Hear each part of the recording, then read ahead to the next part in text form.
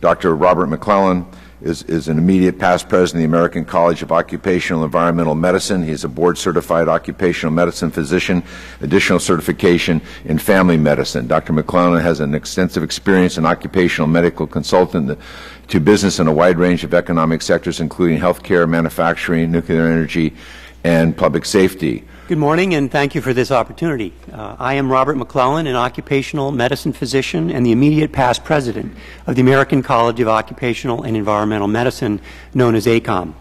I serve as the chief of the section of Occupational and Environmental Medicine at Dartmouth-Hitchcock Medical Center and as associate professor of medicine and community and family medicine at Dartmouth Medical School. Founded in 1916, ACOM represents more than 5,000 physicians and other healthcare professionals and is the nation's largest medical society dedicated to protecting and promoting the health of workers. ACOM's interest in OSHA record-keeping stems from our role as physicians with a dual mission. We provide direct care to workers in the clinic, and we serve as public health officers of the employed population. Over the last year, I had the opportunity to tour the country to meet with occupational physicians working in a variety of settings. During these visits, physicians reported that some employers exerted pressure on them to alter treatment and/or return to work statement in ways likely to minimize OSHA recordability. Based on the frequency of this report, I suggested that ACOM convene a special session on OSHA record keeping at ACOM's recent annual scientific meeting. My testimony today represents the results of preliminary exploration of this issue by our college. The OSHA log has grown to serve many purposes beyond that for which it was originally designed. For example, today, many owners select contractors on the basis of the contractor's rates for lost work days and total recordables. At its best, this practice results in intensive efforts to improve safety. At its worst, however, the spotlight on the log produces efforts to make the log look good rather than placing attention on reducing risks.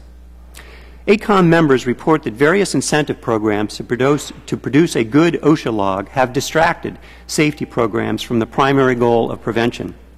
When workers and managers are promised valuable prizes to avoid recordable injuries, our members have observed pressures to underreport. In brief, when a single metric becomes the focus of safety efforts, it can become distorted by a variety of forces. ACOM has not conducted its own systematic research on this issue, but we find anecdotes of distorted reporting troubling, indicating a process and a system in need of review because of the potential for causing both medical harm and flawed statistical results. Let me give just a few examples. We observe first that there is a wide variability in employers' understanding and application of the record-keeping standard. Many employers make every effort to comply assiduously to the letter of the standard. Others, particularly smaller employers, find the rule inordinately complex and confusing and complete the log incorrectly through ignorance of the rules. A number of our members complain that distinctions in the standard between first aid and medical treatment are nonsensical and drive bad medical practice. Several members indicate that selected workers, employers, and insurance companies have tried to influence medical treatment in ways that may result in harm to a worker or, in some cases, excessive costs. For example, certain employers have asked clinicians to write "work as tolerated" on the return to work form to avoid recording lost work days. A member reported that the employer then expected the worker with a fractured leg to sit in a wheelchair at a construction site. One member relayed an instance where a safety team at a site without an on-site medical office inappropriately controlled access to healthcare providers in the context of plant incentive programs that rewarded the absence of recordable injuries. She intervened when she learned that after a worker was exposed to vinyl chloride, safety personnel had applied a hazardous chemical, potash, to the worker's skin since they had read that potash could be used to neutralize environmental spills.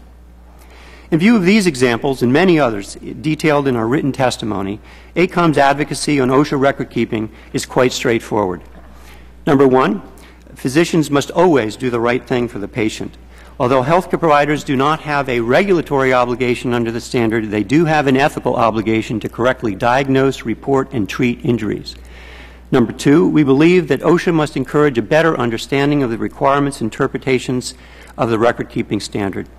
Number three, it's time to consider updating the current OSHA record-keeping standard and its enforcement to minimize underreporting.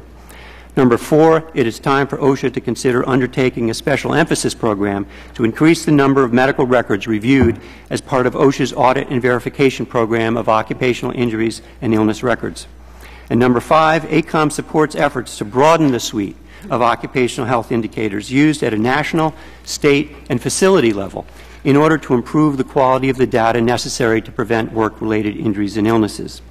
Our intention today is not to point fingers, but rather to seek solutions that are based on doing what's right for the patient and that are grounded in good science and best occupational medicine practices. Thank you.